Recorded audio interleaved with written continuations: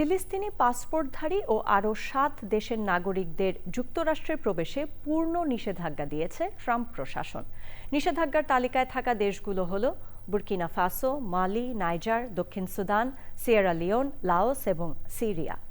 White house এক বিবৃতিতে জানিয়েছে, জাতীয় ও জননিরাপত্তাজনিত হুমকি থেকে যুক্তরাষ্ট্র ও মার্কিন নাগরিকদের সুরক্ষায় স্ক্রিনিং, যাচাই বাছাই ও তথ্য ভাগাভাগির ক্ষেত্রে প্রদর্শিত স্থায়ী এবং গুরুতর ঘাটতি থাকায় এ নিষেধাজ্ঞা দেওয়া হয়েছে। 2026 সালের 1 জানুয়ারি থেকে এ নিষেধাজ্ঞা কার্যকর করা হবে বলে বিবৃতিতে জানানো হয়। এর আগে গত নভেম্বরের শেষ সপ্তাহে 19টি দেশের নাগরিকদের অভিবাসন সংক্রান্ত যাবতীয় কার্যক্রম বন্ধ করে দেয় যুক্তরাষ্ট্র। এই 19টি দেশ হল Afghanistan, Myanmar, Burundi, Chad, Cuba, Republic of Congo, Equatorial Guinea, Eritrea, Haiti, Iran, Laos, Libya, Sierra Leone, Somalia, Sudan, Togo, Turkmenistan, Venezuela এবং ইয়েমেন।